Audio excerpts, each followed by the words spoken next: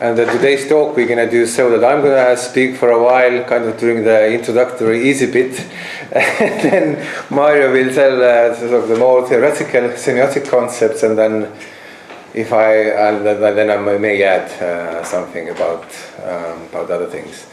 But yes, I'm going to start out by telling you why are we dealing with this topic of metadata. We have been working on this now for a couple of years, and as we see it, it is not that trivial a phenomenon as perhaps it is often regarded. People do study data, people do study culture and heritage and digitization, but metadata usually emerges as a topic only in the context of information science, or formal librarianism, yeah?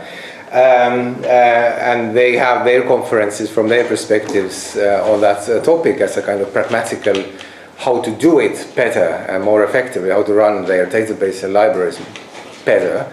But we see that this could be a topic also in terms of culture theory, understanding how contemporary cultures work, and therefore we have undertaken this research.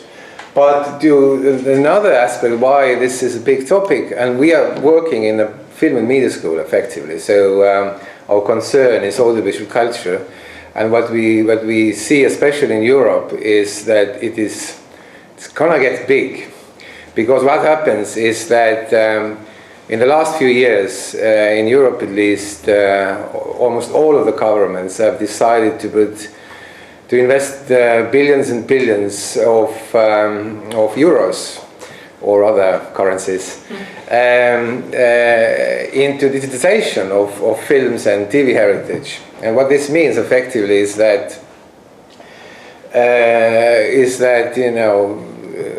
hundreds of thousands, millions of hours of audiovisual history, representations of history, are somehow rejoining our contemporary semisphere, if you wish. And then our concern is what happens next? What does that bring about? And here are just some indications how much money is estimated to go into this. And we also see that our country, which is Estonia, which is a very small country at the periphery of Europe, in some sense presents itself as an interesting case study for two reasons. And first is the smallness of it, and perhaps also historically the relative poorness of it, in a sense that its audiovisual corpus is significantly smaller than of many other countries. So you can actually imagine digitizing it all. Yeah, so it has the full corpus of a particular representations of a particular country, and people do there imagine this. there have been plans in place to digitize everything, which means indexing and creating the metadata schemas for all of it, which means that it is not only the corpus of the data of the heritage, but also the corpus of everything in terms of the language about it. We're going to come back to it, why we define metadata as a language.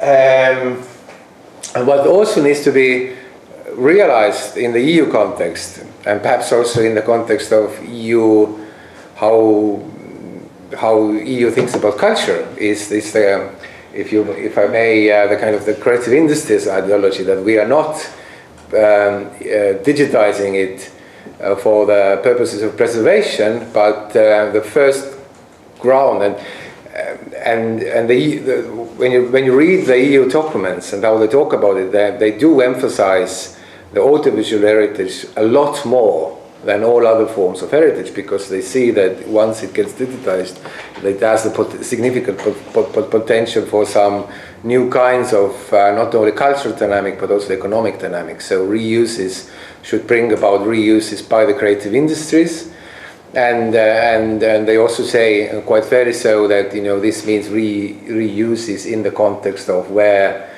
the creative industries and the educational sector meet. So the estimate is that some 60% of reuses are about some forms of education. formal and informal. So, and the understanding is also that if you, that the digitization is, of course, it's not entirely new thing. This has been done for a couple of decades now. The problem is that one thing is that standards used were not perhaps the best at the beginning. So even Estonia, we are gonna re-digitize our old documentaries and the old film chronicles, because the understanding is that the original, the quality of the original, how it was digitized, was not enough for the contemporary purposes. And secondly, the way public memory institutions are financed, they are all relatively poor. They don't have enough funds to do it at scale, and at the same time, the private institutions, the creative industries, again, are in Europe, in the smallish countries, are don't see the immediate ways how to monetize this. So therefore, governments see that they do need it. They need to do it in one go at scale, and digitize it using public money as an investment to create opportunities for the creative industries. Okay, here are a few examples of that. The bigger ones, France, UK. The Dutch project is very significant. I mean, the Netherlands seems to be at the forefront in Europe when it comes to these activities. They have very sort of influential institutions, the Eye Institute, as well as the Institute of Sound and Vision, that are not only are actually now finishing up digitizing their almost everything, and you know, they have been leading players in terms of developing the various kinds of metadata standards for preservation as well as for reuse. But basically, almost every government is having their plan and have made have decided in terms of the investments. And Estonia is in this case is a kind of funny example, because we had the early plans. However, due to various bureaucratic struggles and infighting between ministers, we only start this year. So this has been a little frustrating story over the last few years. I mean, when it comes to digitizing, the attempt to digitize sort of everything. Yeah, but you can see what our corpus is like, approximately 50,000 titles of films and TV shows. And what has been good is that two things. That the main rights owners, and due to our Soviet past, we have one little advantage, which is that when it comes to the period from the Second World War until the early 90s, there was only one studio in the country. So there is only one rights holder for all the films that were produced professionally in the country, meaning that it is a decision of them which way they do it. And they have been, in general, there are details and complexities, I'm not going to go into those. They have in general been in favor of, if the government puts in the money for digitization, they are okay with bringing this all freely available in terms of watching by everybody. Reuse is a bit different story. I mean, reuse as a footage, as elements of new production. Yeah, and the good thing also is that Estonian copyright law enables to remix and reuse copyrighted content in a school environment freely. So they can do that. They cannot publish it everywhere, but at least they are allowed to play around. And so out of these kind of affordances emerged the idea that, and then so a few years back, the kind of activist me emerged, saying that, you know, how to say, arguing for it, like, let's do it because, especially in terms of new kinds of teaching and learning practices, that you perhaps also, when learning history, you have the potential to perhaps become more immediate with the material, have a better, sort of more kind of immediate relationship with it, and while using it telling your own stories, you get to know and learn perhaps also more effectively. There are important pedagogical issues when it comes to that, creating your own history, and that we believe we're going to discuss this later on. Okay, and another why Estonia as a case study is interesting is maybe again the smallness of it, that the corpus is relatively small, that was also created 10 years ago. Was it 10 years, yeah? 5 years. I'm okay, exaggerating again.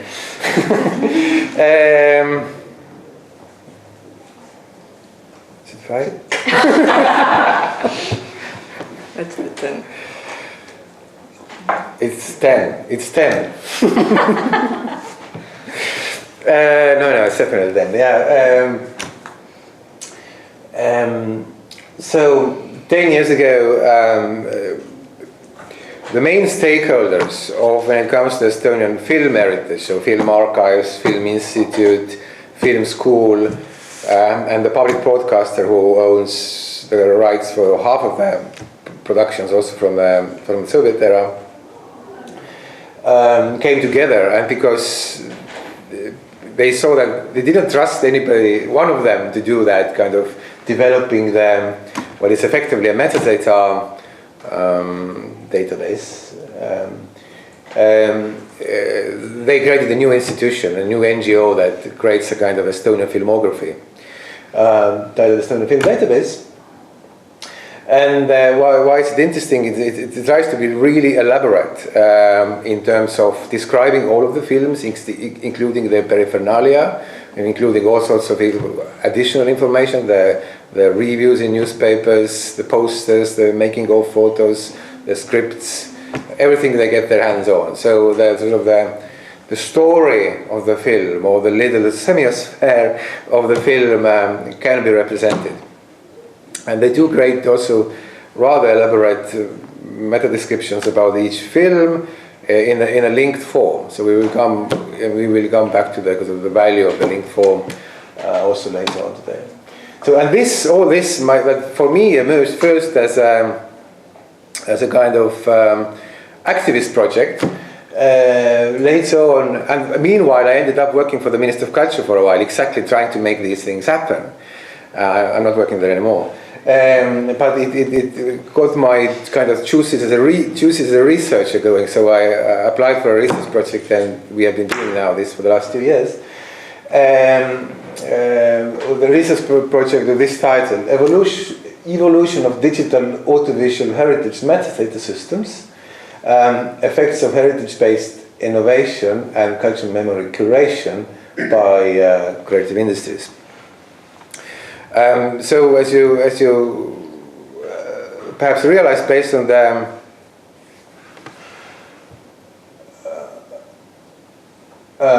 title, what is at stake here is the reuse, the innovation based on heritage. What can it be reused for? And understanding that these reuses, or how the heritage is being represented in digital form, may affect in some form the cultural memory or understanding of the past. And the understanding that these metadata systems, they do evolve. So the whole kind of evolutionary approach is in play as well. Yes, and so let's start with the metadata. How do we understand it? Of course, the simplest understanding it is just some data about other data. So a certain kind of simplification. There's a whole bunch of data, and then you reduce it into some simpler form of telling what's in there. Sort of kind of as a practical approach, something to access that we are through to access this. However, if you dig into how the people who have been working in this area for longer understand it, for instance, Jeffrey Pomeranz, who recently wrote the MIT a book about metadata, titled just as that, Metadata, in the MIT, what's it, Easy Reading series. He's actually very clever at that. It's not only very easy reading in some sense book. And what he says there, effectively, we can conceptualize the data, the heritage object, as a resource. And metadata is effectively all kinds of statements about that. And if data is something that could inform us, is a potential information by definition, then metadata are statements about its information potential. And of course, that could mean different things to different people. We could get informed in various ways. However, with the term statements, I would go back to Michel Foucault and his definition of discourses, that it is about statements of statements. So effectively, the non-triviality of metadata starts to emerge, that metadata is not simply an access device, but is something that is effectively modeling something else, and it is a kind of filtering, meaning-making mechanism on its own. And then the question, and the backstory here as well, is also that my own former research has been about the evolution of standards, and the evolution of standards as outcomes of industry power struggles, in the sense that for instance, my PhD was about the evolution of standards of the mobile web, and how very different kinds of industries as they were converging into one, mobile industry and the web, the online industry, to become one system, how the convergent system was defined as an outcome of interest of these differently separate industries. And therefore, the question that emerged is that, in some sense, in terms of metadata, we are perhaps in a similar stage as in case of the early web. There was a huge fragmentation of standards, and various kinds of different institutions were interested in making their solution the prevalent one for various purposes. And therefore, the understanding is how is the current dynamic happening, because there are different kinds of institutions with a different interest around the world. I will come back to that. And why are they interested in particular designs for when it comes to modeling or filtering mechanism of heritage to us.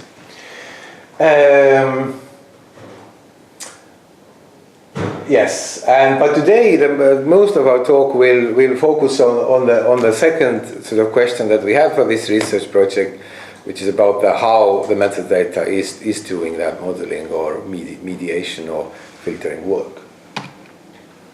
But again, in case you are, this is not a everyday topic, then what are the existing metadata types that are, I guess, relevant for all kinds of heritage or content types, but perhaps are even more visible or salient, functional, more in terms of audiovisual content and heritage. And firstly, of course, the first type is what we usually think about when we talk about metadata. What describes what is there, what is being represented in films. And this work can be done in different ways.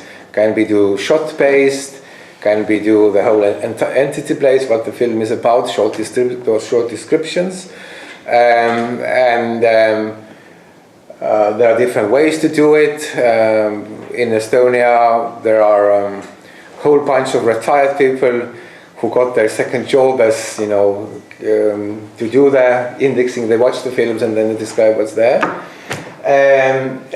But there are these image reading algorithms around that can do basic figurations of what is representing elements. And of course, the big discussion is also the folksonomies, that can you gamify this kind of recognition work somehow, and there are very interesting experiments around. to enable people to add their vocabularies. And this is actually important because although the existing experiments show that people are doing just very kind of simple kind of descriptions, what is there, sort of the simple names for objects, but their vocabularies are actually richer than these expert people who are doing this. So the language does get closer or different kind when it comes to the modeling work, and again this we'll be coming back to very, very soon. What's the effects of what's the importance of it? But then of course there is the administrative metadata, meaning that how should you use these elements, these pieces, these films. And of course, it's often about various kinds of licenses, copyrights, etc. You are allowed, you are not allowed, etc. But this also already starts to link back to what is down there, the use metadata, that algorithms analyzing the user's behavior and then making the new recommendations mean that this is already filtered back as administrative metadata. Groupings of films, recommendations and so on. Then structural metadata as a third type is effectively important, perhaps in terms of semispheric representation, in a sense that films are no cultural element is alone. They relate to other elements, such as the example in case of what I already told you, the Estonian film database that tries to relate different related elements, paraphernalia of films. What is also important to realize that there are often very different versions of films. Translations, adaptations, etc., etc. Old forms. You get the idea. And then, of course, the films are in archives, so preservation metadata, how to do it, where, etc. In what conditions should you keep it, etc. And of course, the usage metadata is a new form. Once things are out there in publicly accessible databases and people do use this, then different kinds of databases are doing this usage information collection in different ways, and of course commercial enterprises are doing it more actively than the public ones. Public ones are still skeptical or are not used to do it very well.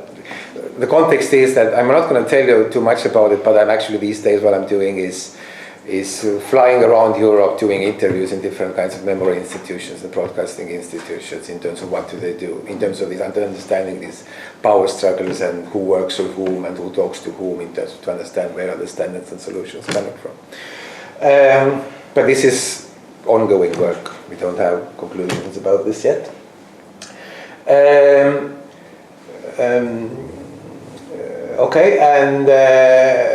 But the users metadata, of course, Netflix, etc., doing the recommendations, that they are building a lot on that.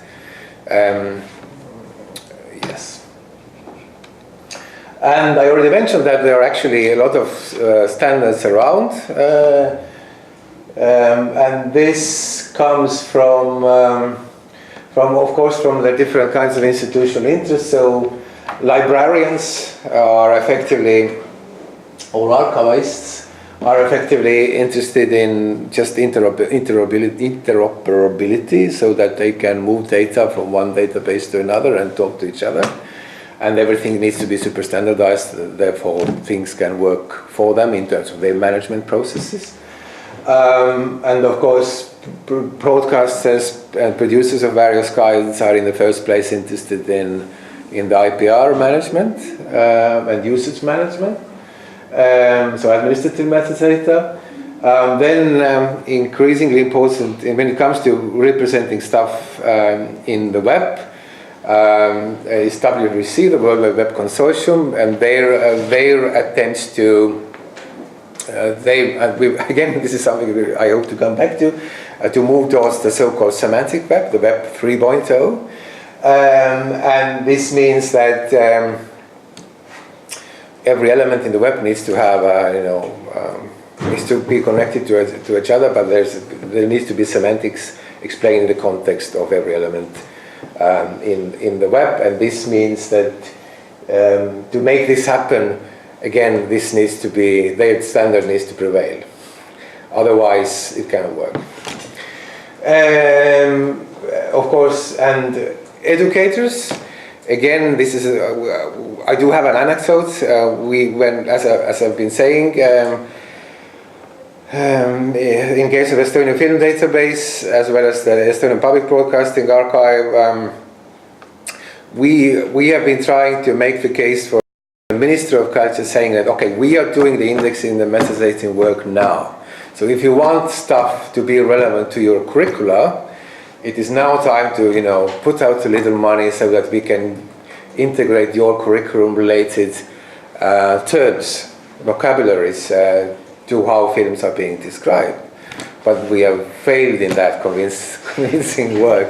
So, and this is very unfortunate, because effectively this means that once this is being realized at some point that this could be of value, it needs to be done again. So it's going to be as laborious as it is now, which is very uneconomic, if you ask me. Okay, but effective educators are interested that the heritage is being related to the vocabularies of the curriculum. Okay, and of course the other players are interested in using the metadata for the recommendation systems, building the usage loyalty on that. And again, I don't know how many of you know of these European attempts to create the European archive or databases for everything, which is the Europeana, and with sub-entity called EU Screen, which is for television heritage. And of course, they are also very interested in basically interoperability of all European memory institutions and their ways of management being interoperable with their approach. So you also start realizing there could be very different kinds of institutional interest and disagreements, therefore. And here is just an example of some of the main standards around. MARC is the classical archive standard, which is becoming irrelevant, and I think our case study in some sense will demonstrate later on how these path-dependent standards for bounded archives, where you needed to organize stuff on the shelves effectively, do not work for the online usage. They are easily misleading, and therefore MARC is increasingly losing its relevance. MPG7 is a kind of very detailed standard, very, very technical. You could do effectively a lot with it, describe every aspect, every shot, everything. However, again, this indicates another problem. It is too complex. For organizations to manage something that complex is not possible. So too resource demanding, which is again, the pragmatics of it. EN 15907 is a very new standard created for film archives in the sort of contemporary era for web-based purpose, but also addressing this aspect that every element is related to others and the peripheral, etc., which is trying to address this. And EBU core is perhaps one of the now emergingly relevant ones. EBU, as you may know, is a European Broadcasting Union, and they have been standardizing, building on the Dublin Core standard, which you perhaps may know about.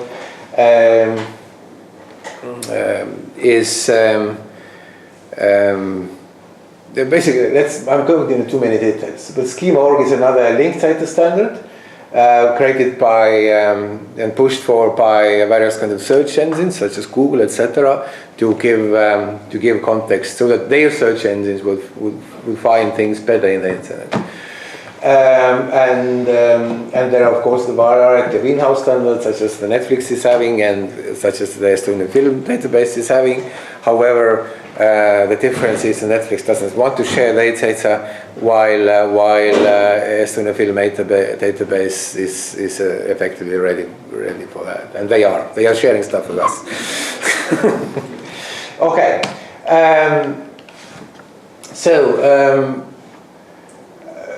they're now introducing already gradually the cultural semiotic view, and Maarja will talk more about it just in a few seconds. Is that already at the standards level, what we see is this kind of, if you want, a kind of semispheric power struggle where different kinds of subsystems are trying to impose on the field of their model of representation, and therefore our research project is about this modeling process, we start out by this kind of power struggle, if you wish, of the nature of standards and how they might be appealing to various kinds of policymakers, institutions, etc., and not because they already know what the effect of these standards could be in terms of how archives and for what they are being purposed. So perhaps this as an introduction. Okay, I have a few more slides. So, of course, the issue is always, what metadata is doing, how is it organizes the data, and therefore kind of perhaps starts to reorganize the existing cultural subsystems. So, if you, for instance, think about film genres. Perhaps relying on Neil, who is perhaps the most known theoretician of the work of film genres, or where they're coming from. And genres are effectively always being kind of marketing devices and but have been always also evolved via copying the successful examples. So this is how genres have been evolving. But now we have Netflix, and you don't see this anymore when you use Netflix these days. But this is from a couple of years ago. Dark tearjerkers featured in the strong female lead, visually striking witty comedies, dark independent dysfunctional family movies, etc., etc., etc. Somebody kind of re-engineered, and this is effectively metadata based. So they have an index called dark and tearjerkers and strong female lead. They have something like that, and then they recombine those. Somebody kind of how to say contra-engineered this, how they create these genres, and calculated that Netflix effectively has 86,000 such genres. They don't show you this stuff anymore, but it's actually, they do a little. But it's still actually how this works. So you get recommendations based on these kinds of combinations of things. But that's because, do you think that's because it's less embarrassing to know that you've watched something like this before than it is to know that you're into dark, independent, dysfunctional families? I guess that it's just quite obviously amusing. So it's like, I don't know. I've tried to approach Netflix to give me an interview, and I continue these attempts, but I haven't achieved this yet.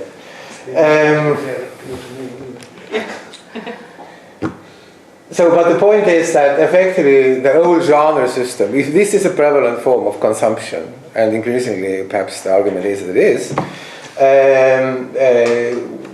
what do we see? This kind of metadating modeling of different modeling of the corpus of what is there, meaning that our existing genre system is dying. Or because we also know that Netflix is doing their investment decisions based on those. And I could tell you more about it, but perhaps this is not today's topic. They actually have been telling, they give the information bit by bit, but occasionally they have been telling how they are, what their users are like, and what are their sort of groupings, sort of paths that they are following. Okay, but that was my introduction, our general approch, and Maarja will now be more detailed about the semiotics of it. Mm-hmm. Thank you. I always forgot to ask John how much I should introduce Lotman. so I ended up having a picture of him. That's Everybody here has read Lotman, don't you worry about that. So that's what I got from your introduction as well, so we can get right to the point.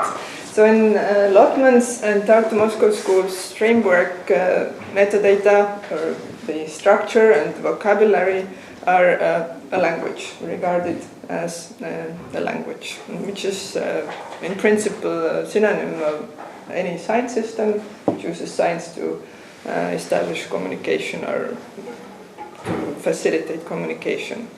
But given that metadata as a language is not autonomous, but it needs another language, a language to describe, it's more clearly a meta-language, an independent language.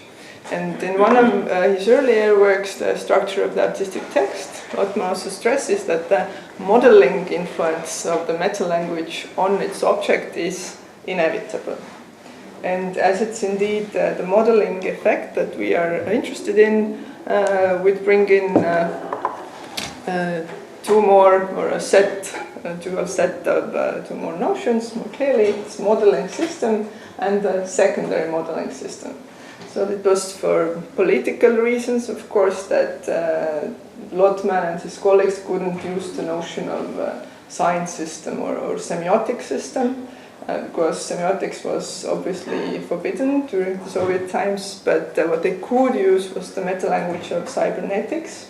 So modeling system comes from cybernetics, but the secondary modeling system has been regarded as perhaps a trademark of the Tartu Moscow School, or one of their very own notions or concepts. So modeling system, the structure of elements and rules of their combination, which exist in a state of fixed analogy to the sphere of cognition. And then secondary modeling systems they propose are a good way to understand systems that are based on the natural language and accumulate additional superstructures. So the most common or most prevailing example, of course, is the arts. But we proposed that we could also see verbal metadata as a secondary modeling system, because it is based on the natural language, using, of course, a limited set of functions of the language, a limited set of elements. But it's clearly modeling its object. But furthermore, what's interesting for us is when we talk about arts as secondary modeling system, it goes that the extra-textual reality is translated into the language of art. So, and given that there are no, let's say, no exact equivalence between these languages, we have effectively a situation of untranslatability, or this, the results of this translation process are inexact, non-trivial, and thus are, can be perceived as creative. But in our case, let's say, we're most interested in this case study on newsreels, or these documentary pieces from the 1930s. What we get is a historical event is translated into the audiovisual language, manifested in cinematic frames, etc. And then this audiovisual piece is in turn translated into the language, verbal language of metadata. So we have this triple, in a sense, triple level modeling here. Okay, now there's still another terminological problem. In Lotman, in the same text, structural language, the artistic text distinguishes between three types of languages. So there are natural languages, which are primary modeling systems. Then he brings out artificial languages, and then thirdly, the secondary modeling systems. So we might argue whether metadata is an artificial language or indeed a secondary modeling system, because artificial languages are the ones that are created by humans, and for example he includes the meta-language of sciences there, which is again a point of discussion. Artificial languages are characterized essentially by linearity and the ability to translate back. If we translate something into this meta-language of science, we should be able to translate it back into the original material. It could operate as this in natural sciences, but probably not in humanities that much. Maybe it's rather, yes, we talk in terms of metadata, it's the machine-generated metadata that could fall into this category of artificial languages. But when we talk about the keywords and tags added to the material, seems to be rather the secondary modeling system. And indeed, the practitioners in the archives very often see metadata simply as an artificial created language or system whose goal is to be as exact as possible. And this modeling effect is very often overlooked. But that's what we like to concentrate on. So metadata could be seen as both, or kind of in the scale moving back and forth. Brought here two examples. So this is a larger thing. In general, it's based on the metadata of the Tate Gallery in London, and there's this machine-generated metadata on colors. There's an Australian, Geoff Hinchcliffe, who has created, based on as Tate gave their metadata freely on the internet, and he created this application. You can see, organize and browse the collection by the colors, and you see how many paintings or works are related to or realized in a certain color. And there are of course other things, but here we see the machine-generated metadata in an artificial language.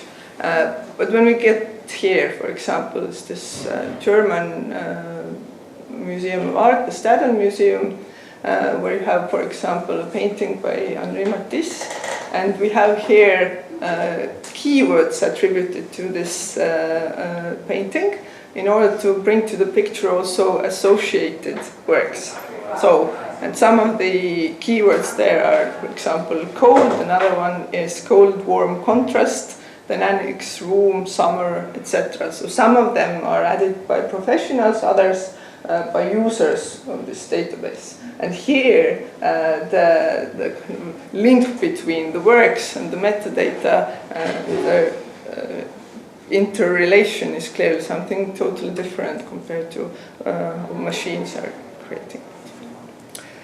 So, a kind of conclusion proposed that, again, metadata is not only a means by which we gain access to data, even though it's proposed as this very often, but it also models the data itself. So the science system here, the semiotic system, any semiotic system, is not just a system of representation, but also a system of cognition or understanding the object itself. And metadata as well is not just expressing some keywords about the content and taking us to the content, but models the content itself. And when we have the case of history, presumably documentary materials, then it models not only the text, but also the extra-textual reality, what's there, our understanding of the history that is mediated in this text. And now, when we get to the more general function of meta-languages in culture and what this could tell us about metadata at the archives or databases, in an article that's not, to my knowledge, translated to English yet, the phenomenon of culture, Lotman draws our attention to the kind of block of meta-language that exists in any culture, which operates in order to create the kind of perception of unity or a unified identity of culture, understanding of culture as kind of holistic intelligence. So it's when we describe two or more languages as one, it orients the whole system to perceive them in a unified manner. And here we can bring examples actually from the more larger systems, the languages in a more traditional sense, but also simple examples in the text level. So Lotman's own example was differentiation between cinema and theater, which he proposes due to meta descriptions. We perceive cinema rather in terms of its visual qualities, and that's how it's manifested also on the level script. What's there in the script are descriptions of actions, movements, etc. It's perceived as a visual medium. On the other hand, theater was rather described via literature. So in this drama text, what's fixed usually or traditionally the verbal part. So, and this, he proposes, came entirely through the meta descriptions of the arts in their beginning. But another more simple example here, you've got the Google Arts. There's this app which has a feature where you can take a selfie of yourself, and it gives you your art doppelganger if you wish. And what's happening here, the level of metadata again, what's relevant on these portraits of art are just some facial features, position of the face. And everything that doesn't pertain to this, it's perceived as kind of accidental and meaningless. For example, the brushwork, the colors, etc. They do not get described within this system for this particular application or feature within this system, yes. So relatedly, we could propose that the more there are descriptive languages of one object, or more there are meta-languages for one object, the whole database, the stronger is its inclusion to the cultural system, because different audience groups get to discover the material. For example, this, again, Indrek mentioned this semantic gap between how professional annotators describe an object, for example, an audiovisual piece, and how the users do describe them. The users tend to add descriptions on a much lower semantic level, but and the annotators who are trained usually work in order to locate any work more clearly to the corpus, or create this unity of the corpus, while the lay users tend to describe the individuality of the work. And that's what they would need probably for remaking, remixing, reusing the works. Mm-hmm. Now, yeah, this endless reconfigurability is perhaps something to take into account when creating metadata for works in these databases. Now, language. If we talk about language, we talk about communication, and for in Lotman's framework, it matters more, even what's more important from the viewpoint of the culture's operation as a unified mechanism. Culture's operating principles in general is not communication between different agents, but auto-communication, which is culture's communication to itself, about itself. The idea is that on a higher level we can perceive any act of communication in culture as culture's communication to itself. So when there's communication between separate agents, what seems to matter is this quantity of information, whereas this AI system or auto-communication qualitatively transforms the information and the subject itself, or the culture itself. And one of the clear auto-communicative operations in culture are self-descriptions. So Lotman proposes that this is, again, a universal culture, this drive for creating self-descriptions. So kind of sign of kind of maturity of culture when it has arrived at the state of creating self-descriptions.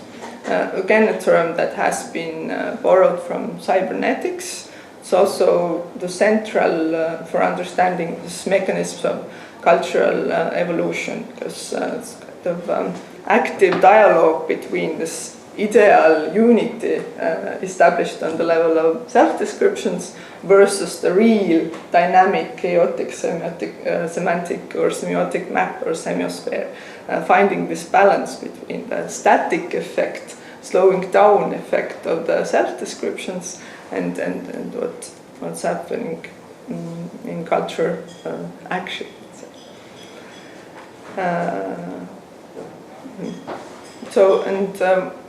You can also describe this balancing or two opposing tendencies. So one thing is this diversification of metasystems or meta-languages, and the other is this diversification of cultural subsystems. And their balance is what determines the strength of culture in general, because the let's say, hypothetical case of the winning of metasystems over the cultural subsystem would result in the culture being perfectly described but perfectly static.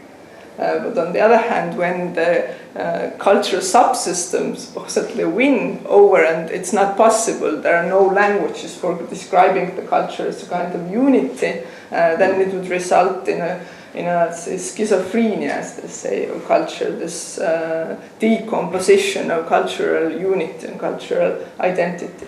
So there's this constant balance or balancing of these opposite tendencies. And that's also something that those aggregating platforms like Europeana need to take account. So one thing is finding those strict and interoperable metadata standards in order to create this unified perceptions of our cultural heritage. And the other thing is keeping this individuality of different meta-languages that are more close to the material itself, because that's where the creativity is also sourced. As well as for the different ethnic cultures or national cultures, how they describe those example, things. yes. So the strive for finding this unified European identity is something that's kind of actual at the moment and important perhaps from some perspectives, but at the same time is keeping smaller identities is another thing. And this, again, the balancing between creativity and preservation is something that's happening not only in the theoretical discussions of culture development, but also in this contemporary research into digital archives. And Jamie Baron has employed the term archive effect, which again draws our attention to the tradition of the perception of archival material as evidence and how it ceases to be so, and in that archival effect takes effect, or we can talk about archival effect when the user perceives something as belonging to another context. So then the archival effect is established. So the meanings and the memory do not lie or stay in the media, the footage itself, but the meanings are created in the usage, reusage, remixing, recontextualization, etc. And this is determined by metadata. So, and against this background, we have created or written one article, done one small study on limited material of this Estonian film database that Indrek already showed you. And the comparative case we took from this analytic bibliography of Estonian journalists. And we chose a period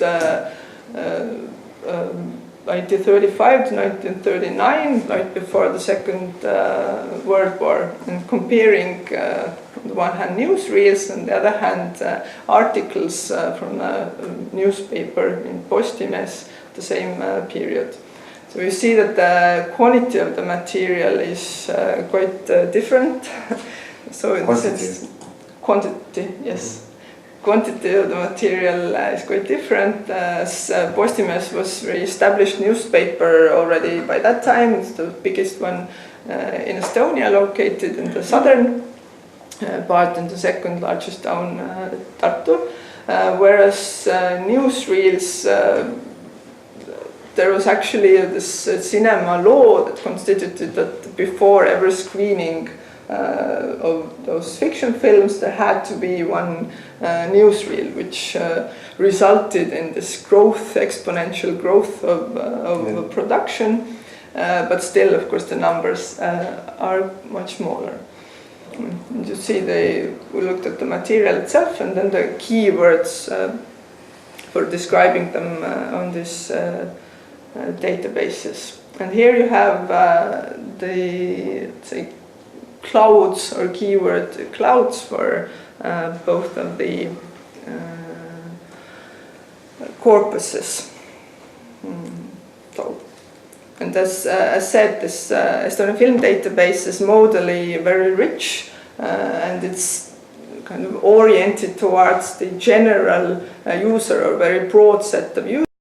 Whereas the other database, which belongs to this Estonian Literature Museum, is actually targeted towards the academic community or the researchers. So effectively, they actually do not describe each article piece by piece, but what they do, they just determine the UDC index, which is this Universal Decimal Classificator Index, and the actual keywords are generated automatically. And as we'll see a small example afterwards, sometimes the keywords are actually inadequate and they do not are not found in the article very often, itself. But sometimes.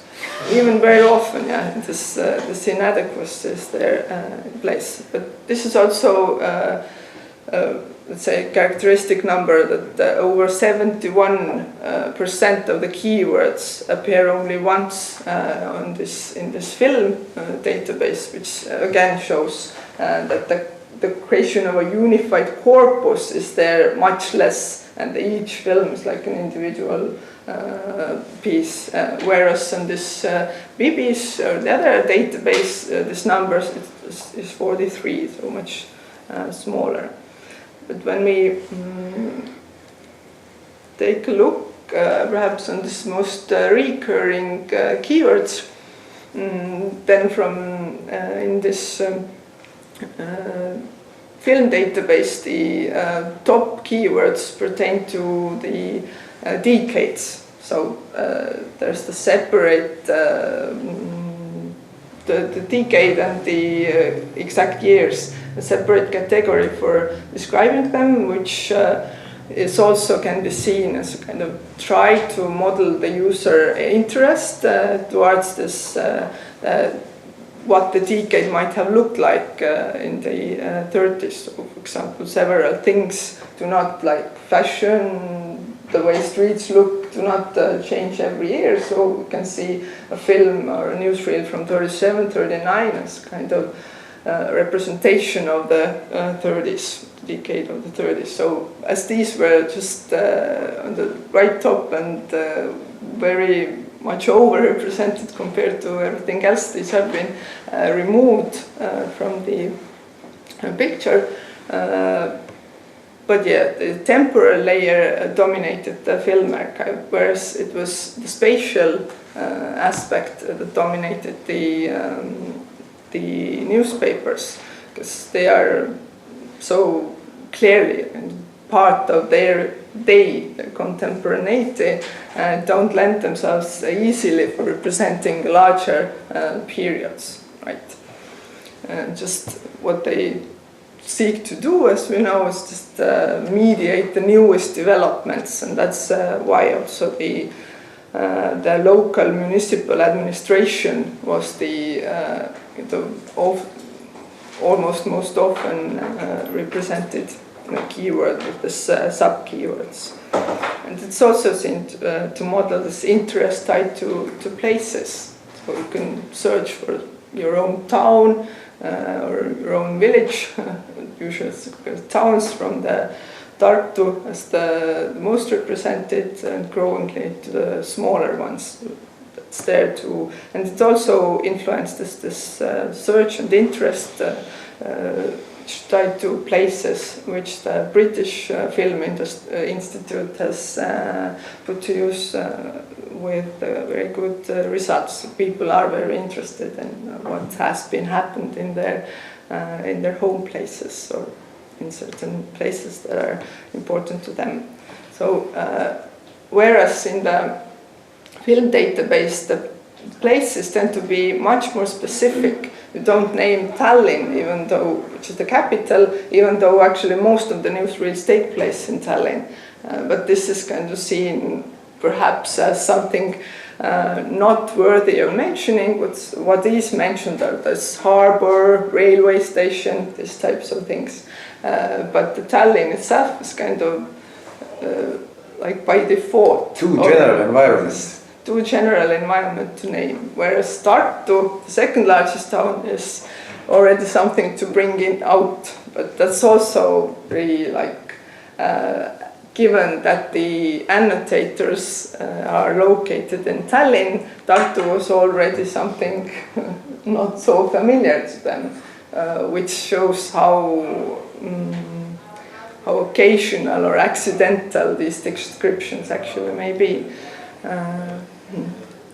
Now, politics is manifested mostly through visual events, the head of state arriving somewhere, leaving from some place, different visually appealing events. And on the film database, whereas on these newspapers there was this political coup that took place in Estonia at that time, and those national level political events were actually not mediated very much. There was a propaganda office that reviews whatever was published in the papers. So the focus went to the local operations much more. The sports are obviously very strongly represented on both. So again, the more visually appealing military kind of sports, military effects are more so in the film database, and the ball games and the results of the ball games locally come as more prevalent in the newspaper, etc. So the point of this is actually to stress this evident complementarity, even though they describe in a seemingly documentary manner one and the same period, they actually do it in a very different language, bringing out very different aspects. And so the more we have meta-languages or systems of description, the more clear or the more rich is the picture we get to the of the past. Yeah. And again, as also Indrek mentioned, this path dependencies that come out based on this material very well. And when you want to just locate the stuff on the some shelves, you use one descriptive system. But when we, for example, today imagine someone who's interested in how electric bulbs were used, or this lights or lamps were used, and inserts electricity, then he or she gets rather information about those national strategies of electrification, and not what lamps, how and which and how. Yeah.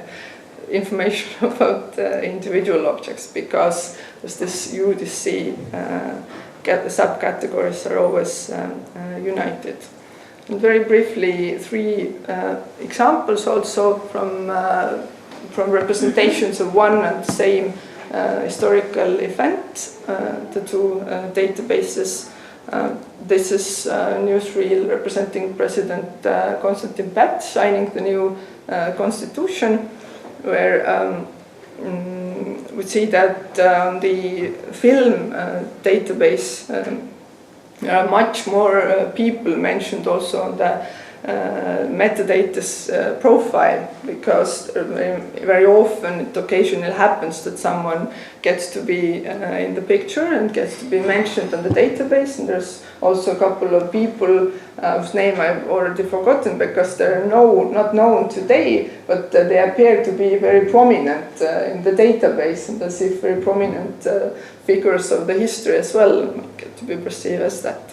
Because they have accidentally appeared on the screen, whereas on this journalistic database, people are mentioned only if they are very directly involved in the event, and that's the case also with this part. We have 9 persons in the film database and only 1 in the journal database. And similar pertaining to details goes also to this location, but also some elements. So for example, you see there's a vintage fireplace back there, and the letterpress, which get to be mentioned as part of this historical milieu on the film database. And of course nothing like this appears on the newspaper. I think there was an art exhibition in Budapest opened. While it's represented as a cultural event on the film database, it appears as a political event on the journalistic database. Whereas while the keywords are foreign policy, border conflict, interstate negotiation, which of course do not appear on the article itself. Yeah, Yes, okay. And here is maybe a very important one. We get there was a ship that sunk, and from the metadata profile we get an idea that the ship was manned, but in fact it was not. So this modeling of the historical realities might be end up in very conflicting, understandings of the past. Okay. I will do now very quickly, because we have been using a lot of our time already. But very quickly going back here, what is also at stake here is how the modeling happens from the perspective of the contemporaneity. Here is public administration, effectively, the term that was not used back in the 1930s. So you represent whatever was taking place using the contemporary understanding of what was going on. In Estonian language, they're all translated into English there, obviously.